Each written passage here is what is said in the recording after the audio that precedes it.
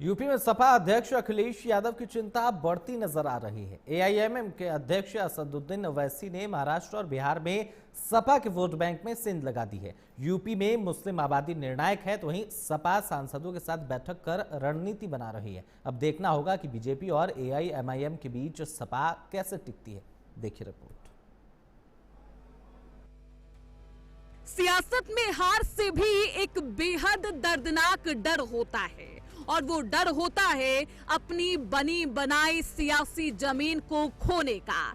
जब बात कोर वोटरों पर आती है तो फिर बंद कमरों में बैठकों का सिलसिला शुरू होता है। यूपी में बीते 9 सालों से सत्ता से वनवास झेल रहे अखिलेश को अब अपनी सियासी जमीन खिसकने का डर सताने लगा। यूपी में अपनी सियासी बिसात बिछाने और कोर वोटरों को खिसकने से बचाने के लिए अखिलेश यादव ने लखनऊ में अपने सांसदों के साथ मीटिंग बुलाई। पीडीए को मजबूत करना है और 27 में पीडीए की सरकार माननीय अखिलेश यादव जी के नेतृत्व में बनाना है, जिससे इस प्रदेश के किसानों का, इस देश के शिक्षकों का और इस प्रदेश के नौजवानों का भला हो सके। सियासत में कई दफा बयान अरमान को जाहिर नहीं करते। सपा भले ही इस बैठक को तैयारियों का नाम दे रही हो, लेकिन इस बैठक की गहराई में वो सच है जिसका आईना एआईएमआईएम ने सपा को कई राज्यों के चुनाव में दिखाया है। चाहे बिहार हो या फिर महाराष्ट्र, दोनों ही जगह असदुद्दीन ओवैसी की एआईएमआईएम ने सपा की नींव हिलाकर रख दी।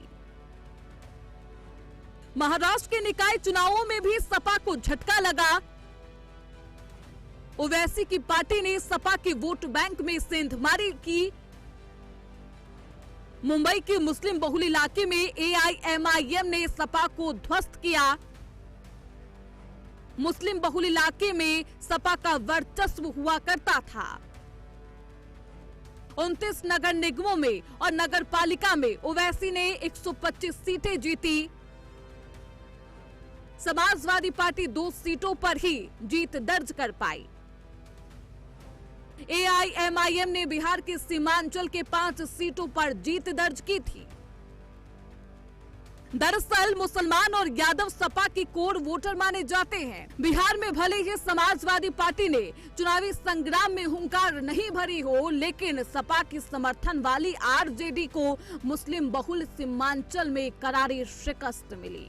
ओवैसी के एआईएमआईएम ने आरजेडी के वोट बैंक में सेंध लगाई, और ये सिलसिला बिहार में भी नहीं रुका, बल्कि महाराष्ट्र के निकाय चुनाव में भी ओवैसी की धमक बरकरार रही। अब चूंकि यूपी में चुनाव है तो सपा को ओवैसी का डर सताने लगा, और ओवैसी ने भी ऐलान कर दिया है कि वो यूपी में दरी बिछाने का काम नहीं करेंगे। उत्तर प्रदेश में तो जाएंगे, उत्तर प्रदेश में दरी नहीं बिछाएंगे। उत्तर प्रदेश में एमवाई पीडीए का ये सब झूठ बातें करते हैं ना, उनके खिलाफ जाएंगे। आप निश्चिंत रहिए, पल्लवी पटेल के साथ हैं। हम उम्मीद करते हैं कि चंद्रशेखर आजाद, रावण, स्वामी प्रसाद मौर्य, हम सब मिलकर कोशिश करें तो इससे एक विकल्प स्ट्रांग होगा। मगर कितना होगा नहीं होगा, मगर जहां तक हमारी पार्टी का सवाल है, हम हमारी बहन पल्लवी पटेल के साथ हैं। हमने खड़े होकर कहा कि याद रखो, सरकार बदलने से हालात नहीं बदलेंगे। सीमांचल को बदलना है तो एमआईएम को कामयाब करो। सरकार बदलने की बात की, आप तो अपने विधायक को नहीं जिता पाए।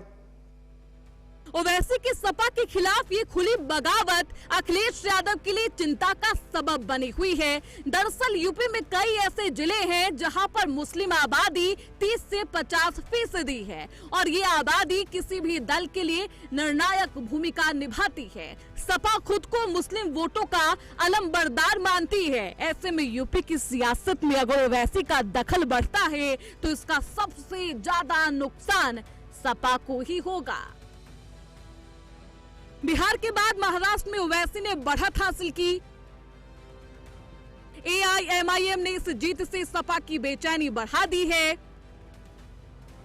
ओवैसी यूपी विधानसभा चुनाव 2027 के लिए तैयार है। 2022 विधानसभा चुनावों में एआईएमआईएम ने सपा को पहुंचाया था नुकसान। यूपी में कई सीटों में मुस्लिमों की भूमिका बेहद अहम होती है। महाराष्ट्र की तरह ओवैसी का नैरेटिव यूपी में भी सपा को नुकसान पहुंचा सकता है। तो सपा अध्यक्ष अखिलेश यादव का अपने सांसदों के साथ बैठक चुनाव की तैयारियों के साथ सपा की बेचैनी को भी जग जाहिर करता है। सपा अब यूपी में बीजेपी और एआईएमआईएम से एक साथ टकराने के लिए प्लान तैयार कर रही है। अब सपा की ये रणनीति कितना कारगर साबित होती है, ये आने वाला वक्त बताएगा। Bureau report, prime news. बात करेंगे जम्मू कश्मीर के बारामूला जिले की, जहां